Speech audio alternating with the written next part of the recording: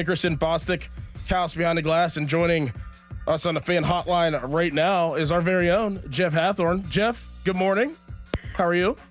Good morning, guys. How are you? Doing pretty well. Masters weekend. Yeah, what's this rain delay thing? Come on. Well, Jeff, what do you prefer, Augusta National or the Buell Park Golf Course? Buell Park's a lot cheaper. And accessible. Isn't it free? Accessible. It is free. That's where I grew up playing. My mom would drop me off in the morning and then come pick me up after work, and you just keep going around. It's pretty awesome. Jeff, big game tonight. I mean, obviously, it's actually a pretty good weekend if you think about it. You got the Masters all weekend. You got the Pirates tonight. You got the Pirates in a 4-game series with the Phillies, and then you got the Penguins tonight, and you got the Penguins on Saturday against the Bruins. But let's start tonight. What do the Penguins need to do? Do you have faith in them getting this win? They're going to need some help down these last 4 games. But Pens, Red Wings, PPG Paints Arena. What's your feel right now for tonight's game? Yeah, it's kind of like a 4-game playoff series here against 4 different teams to end the season. You got to get this one because just to add to the fact that you're tied in the standings, if you don't get it, that means Detroit gets 2. So you've got to get this one at home. I have a good feeling about the way they're playing. I mean, they have points, I think, in 9 straight. Tough loss at Toronto, but they've had some nice road wins, including at Washington and the Rangers. They're just playing simpler hockey. So I like the way they're playing. They're getting goals in the paint. They're doing the little things along the wall. They're having people that haven't contributed, guys like Michael Bunting, who I know is new. But that's what you need. Who else is going to step up, besides your stars? And obviously the stars have stepped up, and they've gotten some good goaltending from Ned. Jeff, whenever we talked about this earlier, and we, did this last year, and it came down to the last game for the Penguins, and losing to the Blackhawks kept them out of the playoffs. I feel like we overlooked the season at points, and in November we are so into football, and we don't realize that it is just as important for the Penguins to win games then as it is now. Are we going to look back and be like, man, if they would have just won that game in November, they wouldn't have been in this situation and they would be in the playoffs? Do you get that feeling? Do you feel like at the end of the day, like we're going to look back and be like, man, if they were to just take care of business earlier, they would have been in a better seat? I mean, even within this span, how great it's been, you're up 4-0 on Colorado and you give up a point. Or you give up a point in Columbus. Those are the type of games that you lose to Buffalo at home. I mean, games like that, earlier in the year, that's one I can remember. Just giving up a simple point can be such a huge deal, and you can look at it very recently. But yeah, you're right.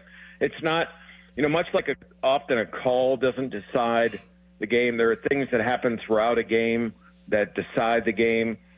They might lose one of these games and not make the playoffs, and you're going to look to that game in particular. It could be tonight. It could be a game at the Islanders on Wednesday. But it was these other games that you had opportunities to win or you lost to teams you shouldn't have lost to. That's where these seasons are won or lost. Jeff, switching gears to baseball, the alarm bells are being sounded about David Bednar. The person that typically occupies this seat is apoplectic right now about the Pittsburgh native.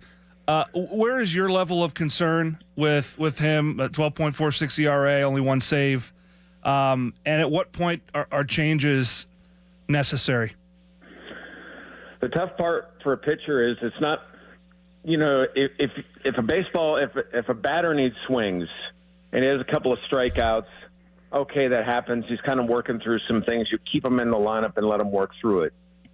It's very hard to do that with a closer because when he's out there, the game's on the line. There are no other innings. There is no, next opportunity. You're the final opportunity. You're the guy to close it. He's having obviously some problems with his control. And he's got to get that fixed. They said they're going to look at some things. I would imagine one of those things that they're looking at, whether they do it or not, we'll see, is moving Chapman into that closer role and just give Bednar some innings so he can find that control again. Obviously, they'll work all the bullpen sessions they can, but I think I don't think he's lost his confidence at all, but I think you come into a game maybe 7th, 8th inning, have a clean inning, kind of get that feeling back. And listen, I think maybe there was an overconfidence that, okay, it's Bednar. He's been an all-star 2 straight years. He doesn't need all the spring training reps. We'll get him a couple of games, and he's going to be ready to go. And what he's proven is he hasn't been ready to go. And I think he needs some reps. The other option they could do, I mean, he dealt with a lat injury.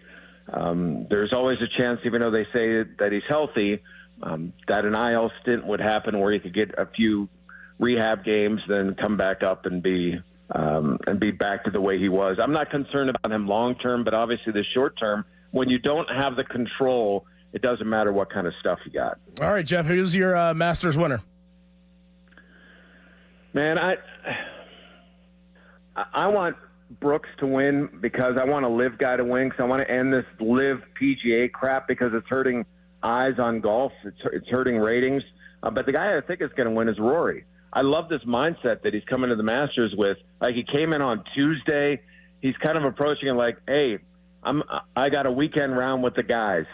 And I think he's always put so much pressure on himself to complete that career Grand Slam that Rory's going to win.